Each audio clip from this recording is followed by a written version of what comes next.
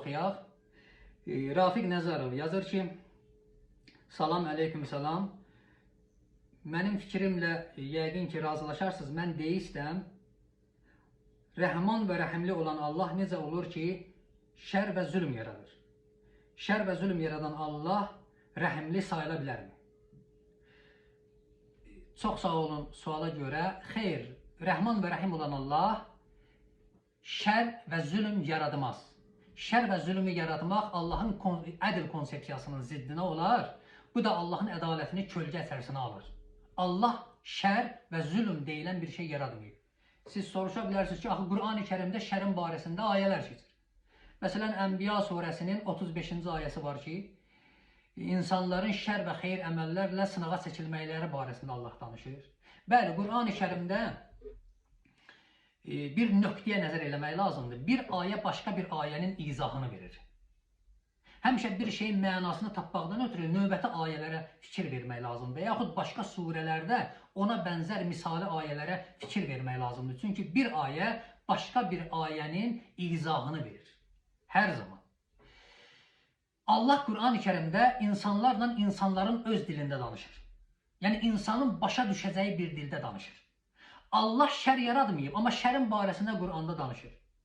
Allah dünyada insan üçün şərab deyilən bir şey yaratmayıb. Amma Qur'an-ı Kərimdə şərabın barəsində danışır. Məsələn, şərabın barəsində Qur'an-ı Kərimdə misali ayələr var. Qur'an-ı Kərimdə qissə ayələri var, hökm ayələri var. Misali ayələrdən birində, məsələn, buyurur ki, şərabın insanlara ticarət nöqteyi nəzərindən xeyri, həm də günahı var. Lakin günahı xeyrindən qat-qat çoxdur. Başqa bir ayədə, məsələn, Maidə surəsinin 90-cı, 91-ci, 92-ci ayələrində hökm ayələridir. Allah şərabın qadağan olunması barəsində o ayələrdə danışır. Yəni, yaratmadığı bir şeyin barəsində Qur'an-ı Kərimdə Allah ad gətirir. Şər nədir? Şər insanın qəlbində Allahın rəhmətinin, Allahın mərhəmətinin, Allahın ədalətinin sıfırlanmasının nəticəsidir. Yəni, insanın qəlbində Allahın rəhməti, Allahın mərhəməti, Allahın ədaləti sıfırlanarsa, insanın qəlbin cəhalət alar. Cəhalət insanın qəlbin alanda təkəbbür, tamah və həsəd insanı insaniyyətindən çıxardar.